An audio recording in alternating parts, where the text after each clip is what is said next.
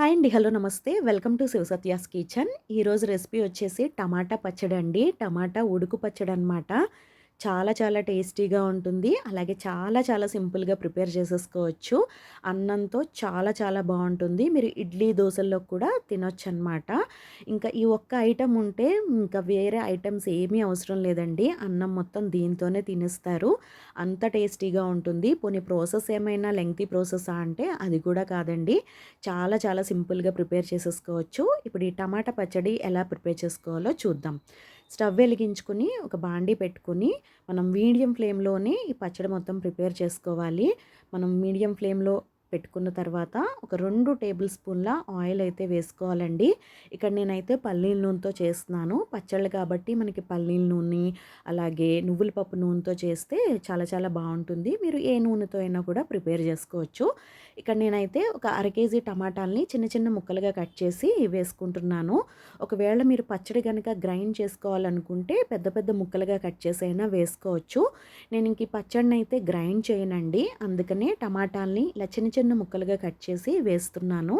ముక్కలు మొత్తం వేసేసిన తర్వాత ఆయిల్ మొత్తం టమాటా ముక్కలకి పట్టేటట్లు ఇలాగ చక్కగా కలిపేసుకోవాలి.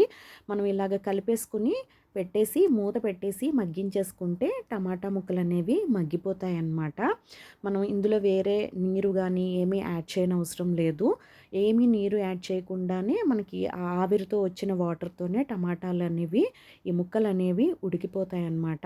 ఇప్పుడైతే కలిపేసుకున్నాం కదా! ఇప్పుడు దీని మీద మూత పెట్టేసుకొని ఒక 4, 5 నిమిషాలు ఇలాగే ఉడకనిచ్చేయాలి. మధ్య మధ్యలో మూత తీసి కలుపుకుంటూ ఉండాలండి. లేదంటే మాడిపోతుంది. మీరు అడుగు మందంగా ఉన్న కడాయిలోకి చేసుకుంటే కొంచెం ఫ్లేము కొంచెం పెంచుకున్నా పర్వాలేదు గానీ, ఇలా స్టీల్ కడాయిల్లోకి చేసుకున్నప్పుడు మాత్రం ఫ్లేమ్ మాత్రం మస్ట్‌గా లో ఫ్లేమ్‌లోనే ఉంచుకొని చేయాలండి.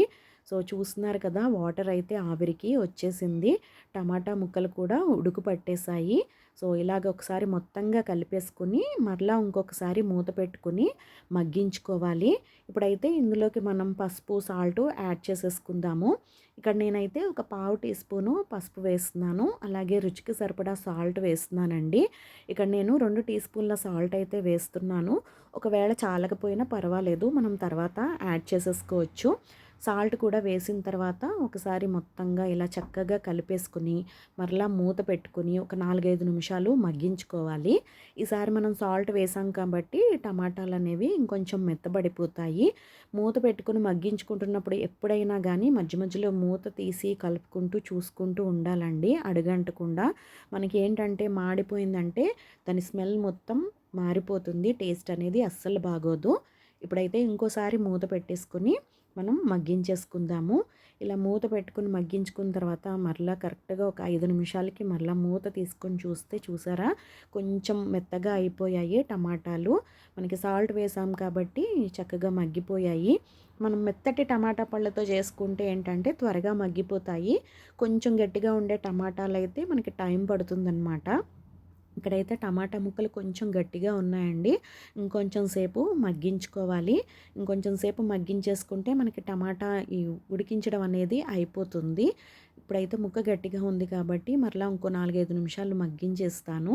మూత పెట్టేసి కరెక్ట్‌గా ఇంకొక 4, 5 నిమిషాలు మగ్గితే మనకి టమాటా పచ్చడి అనేది రెడీ అయిపోతుంది. ఈ పచ్చడి చాలా చాలా బావుంటుందండి. మనకి నిలవ పచ్చళ్ళు చేసుకునేంత టైం లేనప్పుడు ఇలాగా సింపుల్‌గా టెంపరరీగా చేసుకోవచ్చు. చాలా చాలా బావుంటుంది. ఇప్పుడైతే చూద్దాము. టమాటా పచ్చడైతే మగ్గిపోయిందండి. చూసారా గుజ్జులా దగ్గరకొచ్చేసింది. కొంచెం మీకు వాటరీగా అనిపిస్తుంది కదా! టమాటా పచ్చడి మనకి మొత్తం కంప్లీట్ అయ్యేసరికి ఇంత నీరుగా అయితే ఉండదండి. గుజ్జులా చక్కగా అయిపోతుంది. చాలా చాలా బావుంటుందనమాట. ఇప్పుడైతే మనకి ఇది రెడీ అయిపోయింది. దీన్ని మనం పక్కకు పెట్టేసుకొని ఇంక దీనికి పోపు పెట్టేసుకోవడమే. దీన్నైతే పక్కకు పెట్టేసుకొని ఇప్పుడైతే పోపు ప్రిపేర్ చేస్తాను. పోపు కోసం ఒక పోపుల ముక్కుల్లోకి ఒక 2 టేబుల్ స్పూన్ల ఆయిల్ వేసుకోవాలి. నేను పోపు కూడా పల్లీల నూనెతోనే పెడుతున్నానండి.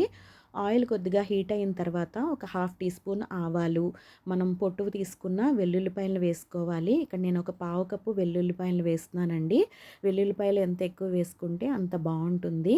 మనం ఇవి వెల్లుల్లిపాయలు వేసిన తర్వాత ఒకసారి ఇలా స్పూన్తో కలుపుకుంటూ ఫ్రై చేసుకోవాలి.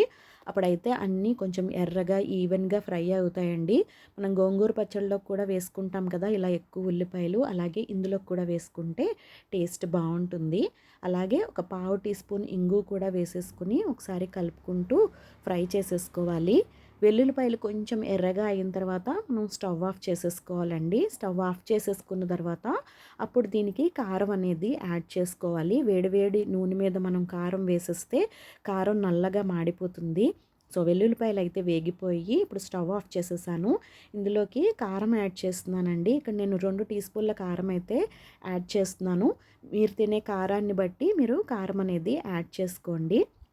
కారం వేసిన తర్వాత కూడా ఇలాగ ఒకసారి చక్కగా కలిపేసుకొని మనం ఉడికించుకున్న మగ్గించుకున్న టమాటా పచ్చడికి పోపునైతే యాడ్ చేసేసుకోవాలి. ఇప్పుడైతే ఈ పోపుని నేను ఈ టమాటా పచ్చడిలో యాడ్ చేసేస్తున్నాను. పోపు కలిపేసిన తర్వాత మనం చక్కగా ఒకసారి మొత్తంగా కలిపేసుకోవాలండి. కలిపేసుకున్న తర్వాత ఈ పచ్చడిని చల్లారనివ్వాలి. చల్లారిన తర్వాత ఇందులోకి మనం ఆవాలు, మెంతులు వేయించిన పొడిని యాడ్ చేసుకోవాలన్నమాట. అంటే ఒక స్పూన్ మెంతులైతే 2 స్పూన్ల ఆవాలు రెండిటిని దోరగా వేయించేసుకొని మనం గ్రైండ్ చేసేసుకున్న పొడిని ఇందులో యాడ్ చేసుకోవాలి. ఆ పొడి వేస్తే చాలా చాలా బాగుంటుంది. నేను ఆ వీడియోని మన ఛానల్లో ఆల్రెడీ పోస్ట్ చేశాను. ఆ రెసిపీ కోసం, ఆ పొడి కోసం ఒకసారి ఛానల్లో చెక్ చేయండి. ఇప్పుడైతే మనకి చక్కగా చల్లారిపోయిందండి. బాగా చల్లారిన తర్వాతే మీరు ఆ పొడిని యాడ్ చేయాలి. లేదంటే మనకి చేదొచ్చేస్తుందనమాట.